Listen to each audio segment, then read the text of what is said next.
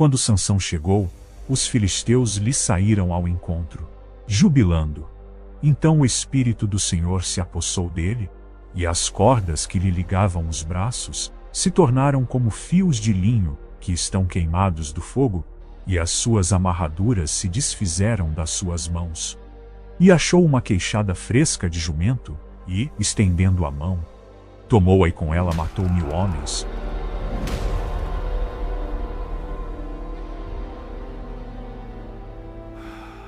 Depois, tendo muita sede, clamou ao Senhor. Então o Senhor abriu a fonte, e dela saiu água. E Sansão, tendo bebido, recobrou alento, e reviveu, pelo que a fonte ficou sendo chamada En-Hakkore, a qual está lá até o dia de hoje. As evidências silenciosas. A arqueologia da habitação divina. Muitos crentes me procuram com a alma assaltada por uma dúvida angustiante. Como posso ter certeza absoluta de que o Espírito Santo realmente habita em mim? A minha resposta inicial costuma ser cirúrgica e requer extrema atenção. O problema, na esmagadora maioria das vezes, não é a ausência do Espírito Santo. O verdadeiro nó teológico e existencial está no fato de que a voz dele foi sufocada, negligenciada, resistida ou sepultada sob camadas espessas de ruído terreno. As Escrituras Sagradas não deixam margem para ambiguidades. O corpo do regenerado é o templo vivo do Espírito Santo. Portanto, a pergunta correta a se fazer diante do espelho da alma não é se Deus falhou em se aproximar de você. A indagação correta é: o que foi que anestesiou a minha sensibilidade daquele que já habita em mim? O que ganhou permissão para falar mais alto do que o Espírito? Foi a distração crônica das telas? O pragmatismo das nossas agendas? A pressa neurótica que dita o ritmo deste século? O caos emocional mal resolvido? Ou, quem sabe, aquele pecado de estimação mantido sob o tapete da hipocrisia? O Espírito Santo de Deus não costuma competir com a carne por meio de gritos histriônicos. A pedagogia dele é sutil e avassaladora. Ele convence, atrai, testifica, lidera, ilumina e torna a pessoa de Jesus Cristo o bem mais precioso da nossa existência. Quando um indivíduo decide entupir a sua geografia interior com miudezas e futilidades, ele inevitavelmente perde a acuidade espiritual. E isso não ocorre porque o Consolador tenha quebrado o seu pacto de fidelidade, mas simplesmente porque o coração humano deixou de ser atento.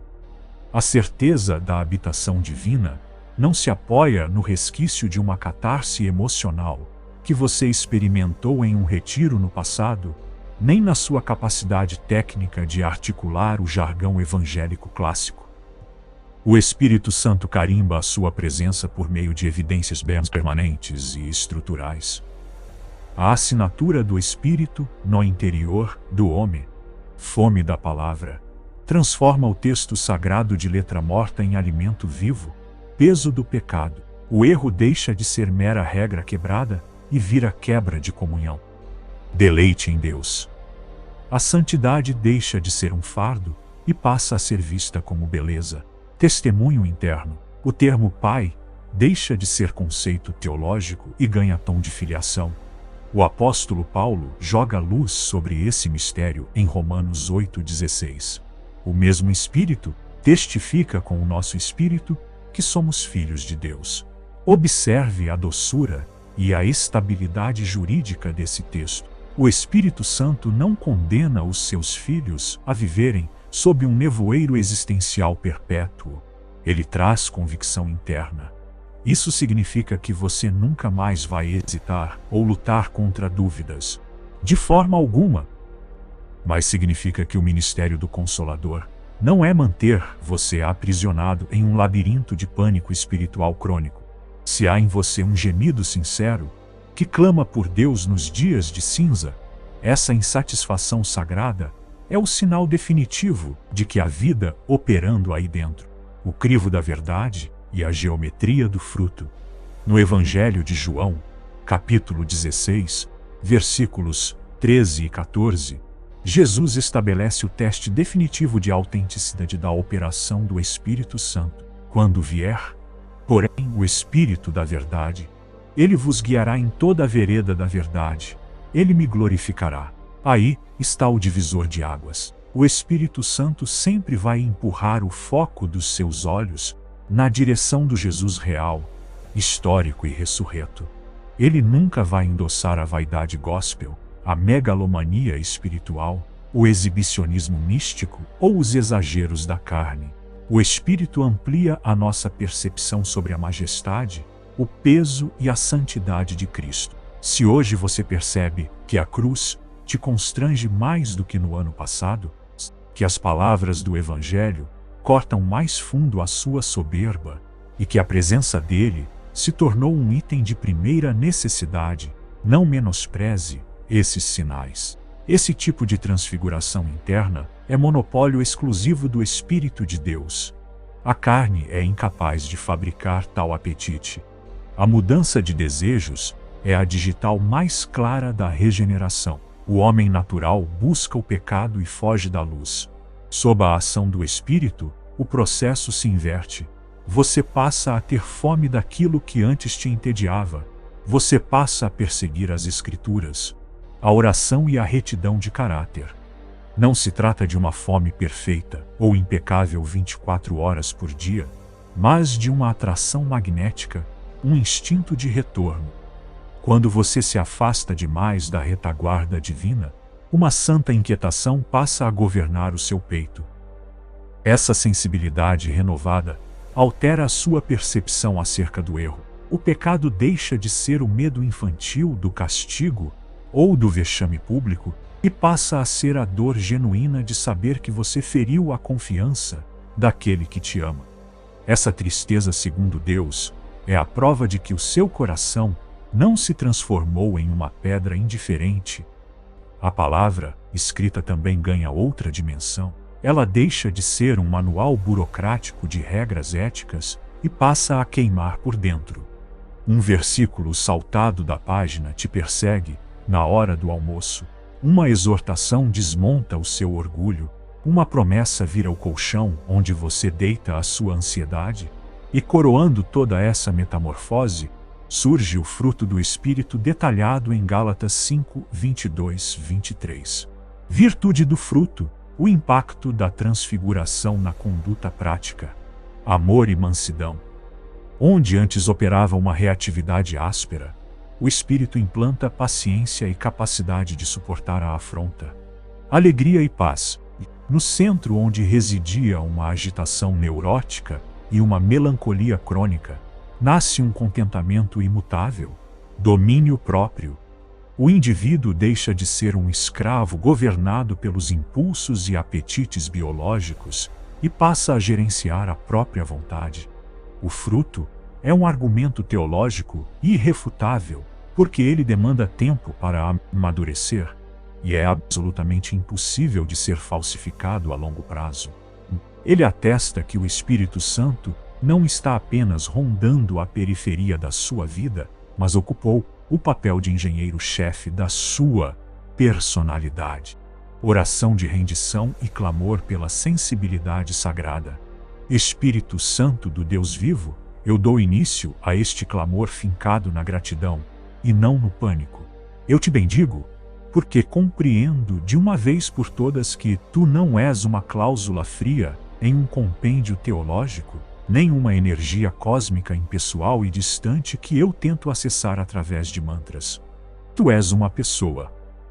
Tu és o Espírito da verdade, o Consolador prometido, e tu já estás executando a tua obra no meu interior. A própria fome que sinto de orar agora, a queimação de vergonha que sinto quando falho, o meu desejo de ver Jesus honrado, e a minha incapacidade de me habituar com a escuridão, não são méritos da minha carne. São os teus rastros.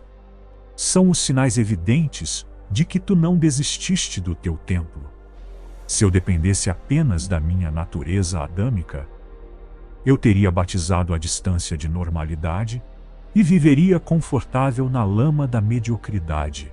Obrigado por me desacomodar. Obrigado por perturbar a minha letargia espiritual. Dá-me uma convicção de filiação que seja mais sólida do que as minhas oscilações emocionais, Senhor.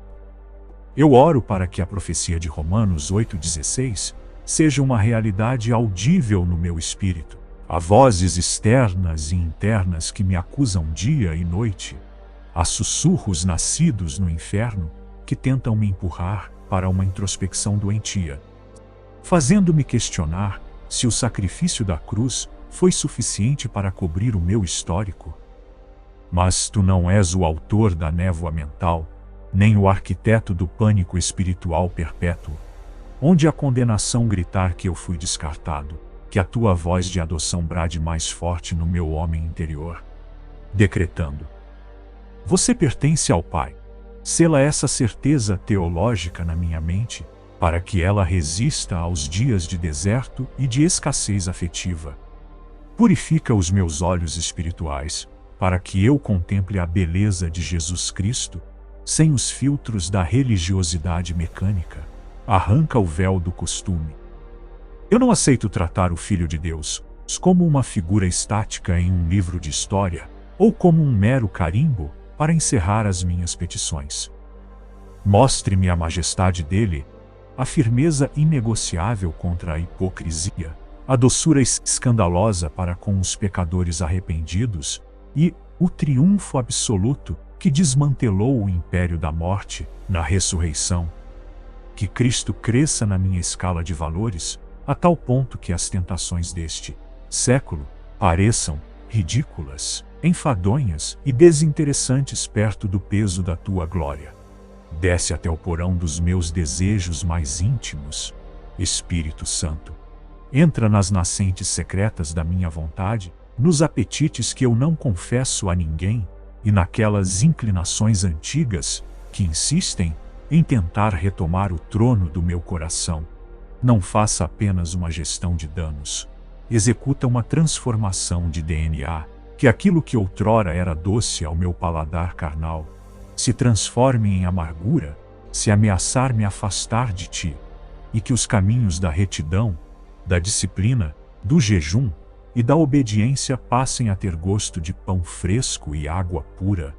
De que me serve uma casca religiosa polida, se o meu homem secreto continua cobiçando as migalhas do Egito?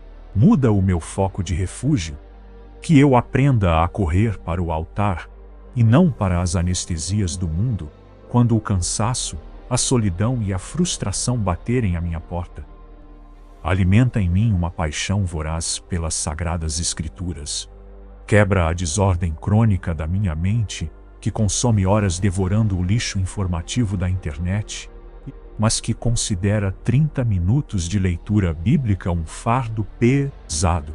Transforma a Bíblia no meu tribunal de apelação e no meu alimento diário. Se eu tenho lido a tua palavra de forma automatizada e rápida, freia os meus passos. Se tenho flutuado na superfície do texto, puxa-me para as profundezas. Eu aspiro ser alguém que experimenta desnutrição na alma, se ficar longe das tuas palavras, pois compreendo que é no texto sagrado que a boca do Criador se encontra com o ouvido da criatura. Que a Bíblia volte a arder nas minhas mãos. Coloca em mim um pavor santo de ferir o teu coração, ó Deus. Um temor reverente que não nasce do medo servil do castigo de um tirano, mas do tremor de ferir o amor da minha vida. Eu me recuso a flertar com aquilo que pregou o meu Salvador na cruz do Calvário. Proíbo a minha boca de batizar o pecado com nomes sofisticados e eufemismos modernos para aliviar a culpa. O pecado é um atentado contra a nossa comunhão, e eu escolho odiá-lo. Ensina-me a estética da pureza, a alegria limpa de uma consciência que não deve nada às trevas, e a liberdade de andar na luz. Que eu nunca inveje os soberbos que vivem de forma desregrada, nem admire o brilho falso daquilo que está condenado à ruína. Que a santidade seja o meu maior privilégio. Limpa os canais da minha audição espiritual para que eu perceba o menor sinal do teu comando. Remove a estática provocada pelo ativismo, pelo entretenimento barulhento e pela teimosia da minha vontade. Se eu te ignorei no passado, quebra a minha dureza e amolece a minha cerviz. Eu quero discernir com precisão o que vem da tua boca e o que é apenas eco dos meus próprios caprichos ou pressões psicológicas do ambiente. Dá-me agilidade para obedecer, pois sei que a sensibilidade aumenta onde a rendição é total. Concede-me um discernimento de espíritos afiado e maduro. O cenário atual está saturado de falsários, de discursos teológicos vazios e de portas abertas que são verdadeiras armadilhas de morte. Nem todo arrepio na pele é o Espírito Santo. Nem toda calmaria é paz santificada. Ensina-me a farejar o perfume de Cristo e a detectar o odor da manipulação religiosa e do engano disfarçado de luz. Livra-me da pressa de buscar o espetacular a ponto de perder o paladar pela verdade nua e crua da cruz. Mantém-me em um lugar de humildade, com os pés cravados no solo das Escrituras, blindado contra as novidades heréticas deste tempo.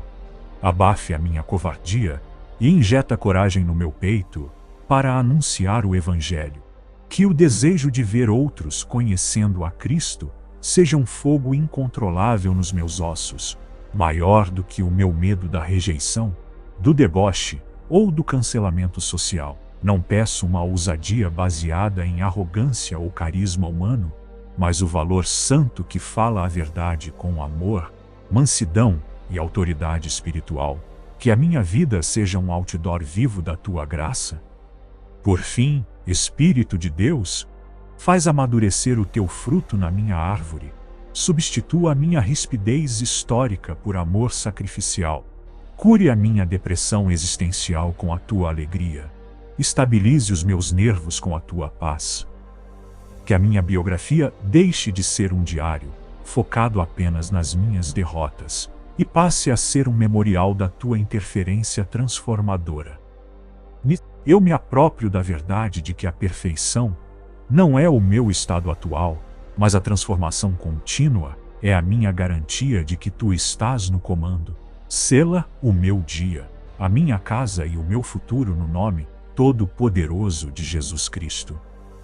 Amém. Sentenças de alinhamento com o Espírito da Verdade. Declare estas palavras ao longo do dia para blindar a sua mente contra o ceticismo espiritual.